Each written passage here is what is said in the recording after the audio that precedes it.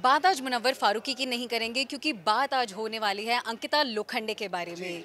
तो आकर्ष, अंकिता लोखंडे टॉप 3 में भी नहीं आई, 4th नंबर पर निकल गई बिग बॉस के घर से। बहुत ज़्यादा अनएक्सपेक्टेड था, लेकिन जिस तरीके से विकी अंकिता घर से बाहर आने के बाद या उनके सासू माँ का जो इन्वॉल्वमेंट रहा है, उस पर आप क्या कुछ कहना चाहेंगे? देखिए, बहुत बड़ा तहलका मच गया है सोशल मीडिया पे जब से उनकी सासू माँ ने ये कमेंट किया है।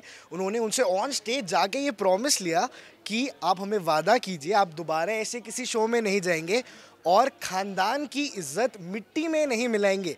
Are you serious? ये उनके एग्जैक्ट वर्ड्स थे जो उन्होंने लाइव टेलीविजन पे बोले। एंड इसके बाद सोशल मीडिया पे फेमिनिस्ट एकदम भड़क गई हैं। And I my self a feminist, and मेरे को ये बिल्कुल भी कहीं से भी ठीक नहीं लगा।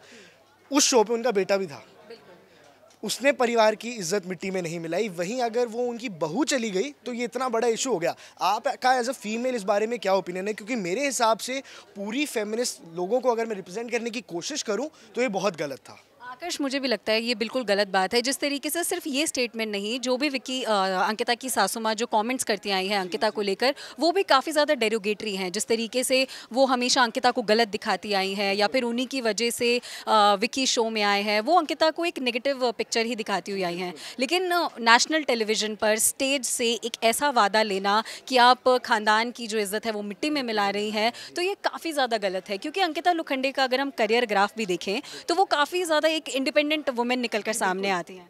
वो खुद एक इंडिपेंडेंट वुमेन है, शी इज़ एन एक्ट्रेस। उन्होंने काफ़ी अच्छा काम किया है टीवी पे, घर घर में उनका शो चलता था। So it's demeaning to her. ठीक है, आप ठीक है, अगर आप not only to her, I guess कि वो हर एक औरत के लिए, हर एक लड़की के लिए डीमीनिंग है। कोई उसकी सासू माँ या कोई भी उसके परिवार वाले उससे अगर ऐसा स्टेटमेंट लेते हैं। जी बिल्कुल, इट्स डीमीनिंग। क्योंकि अगर आप देखिए कितनी हिपोक्रेसी, आप देखिए उन्होंने बोला कि चलो विकी को भी तू ज़बरदस्ती लेके गई, ऐसे कमेंट्स भी आए।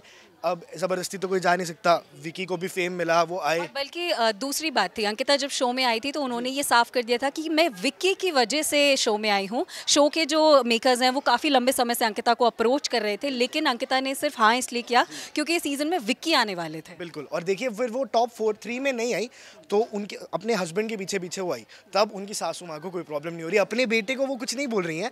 वहीं जब उनकी बहू टॉप 4 में गई, उनके टेक्निकली देखा जाए गेम वाइज बेटर परफॉर्म किसने किया? उनके बेटे ने किया कि उनकी बहू ने किया है? तो उन्होंने नाम रोशन बहू ने किया है, उल्टा क्यों बोल रही है ये? तो मेरे को तो बहुत हिपोक्रेट लगी उनकी लगता है वो जो राजा बेटा वाली एक सेंस होती है वो विकी की मम्मी में साफ दिखती है कि जो बहू है उससे हम बहू की तरह से बात करते हैं, और राजा बेटा है तो वो कभी गलत नहीं हो सकता है। क्योंकि जब उनकी सासू माँ शो में भी आई थी एज अ गेस्ट जब आई थी, तो उन्होंने तब भी अंकिता को ही कहीं ना कहीं गलत ठहराया था कि तुम चप्पल मारती हो, तुम लात मारती हो, तुम्हारे फादर भी ऐसे करते थे। तो ये सब चीज़ें ही डेरोगेटरी है और अंकिता के अगेंस्ट में है। जी बिल्कुल, सबके अगेंस्ट में है। एंड ये जो चप्पल मारते हो ये सब छोटे आजकल मॉडर्न रिलेशनशिप्स में this is very common, this is a way of love.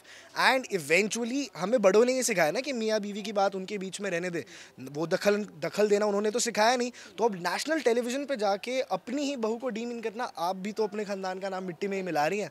तो it's you are not different than Ankita. And उन्होंने तो चलो 4th आई है किसी शो में, उन्होंने अपना नाम बनाया, यू शुड बी अप्रिशिएटिंग हर, वो खुद हारी है। लेकिन इसके बाद अंकिता अभी जब गई ना पैपराजी को, उन्होंने बहुत बदतमीजी से बात करी।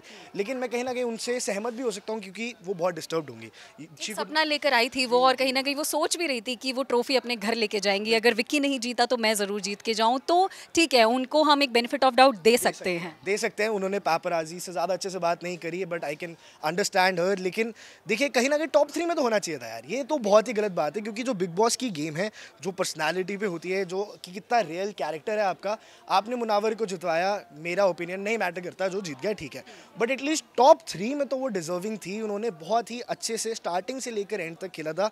मेरे को तो लगा था कि वो फाइनलिस्ट होंगी, मैं बहुत श्योर था कि टॉप 2 में तो होंगी ही होंगी। सलमान जो 2 हाथ उठाते हैं उनमें से एक हाथ अंकिता का जरूर। बिल्कुल बिल्कुल, और कहीं ना कहीं ऐसे था कि पिछले बार भी जब एल्विश हुआ तब भी 2 मेल कंटेस्टेंट्स थे, इस बार भी 2 मेल कंटेस्टेंट्स थे।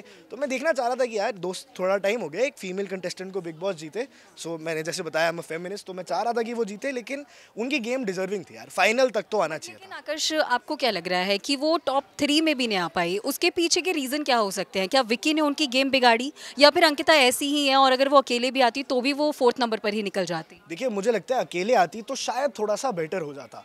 क्योंकि देखिए अब हम बाहर से उन पे कमेंट ऐसे कर पा रहे हैं, उनको हमें पता है कि कितना गलत हो रहा है उनके साथ, तो उनको अंदर ही अंदर कितना पता होगा। लास्ट में थोड़ी सी उनकी गेम हैम्पर हुई थी, विकी के भी जब जाने के बाद थोड़ा गेम ऊपर नीचे हो जाती है, एंड इट्स अंडरस्टैंडेबल। उनके दिमाग में कितनी चीज़ें चल रही होंगी कि मेरे मेरे हस्बैंड गेम से बाहर हो चुके हैं, बाहर वो पता नहीं क्या सोच रहे हैं, बाहर क्या ओपिनियन बन रहा है, तो इसलिए लास्ट में थोड़ा सा गेम में ऊपर नीचे हुआ था, लेकिन मेरे को ऐसा लगता है बाकी कंटेस्टेंट से मैं ऑन घर पर भी थे तो भी अंकिता का गेम ऊपर नीचे ही चल रहा था, क्योंकि वो मनारा से इनसिक्योर हो रही थी, विकी के साथ लड़ाइयाँ कर रही थी, और विकी के जाने के बाद तो वो काफ़ी बस 2 दिन रोती हुई ही नजर आई विकी की याद। मुझे लगता है वो जो 2 दिन रोने के थे ना, वही गए, वो जब ना क्रूशल टाइम था वो गेम का, उस टाइम पे मुनावर ने बहुत सही खेला, इसलिए वो जो सेकंड हाफ होता है ना, वहाँ पे अगर अपने आप को संभाल लो, फिनाले से जस्ट पहले थोड़े बहुत तिगड़मबाजी कर लो, तो मुनावर ने मेरे हिसाब से तो वही करके गेम हासिल करी है। जैसे मूवीज में भी होता है कि अगर इंटरवल के बाद मूवी धमाकेदार है तो मूवी हिट हो ही जाती है, यही हुआ है।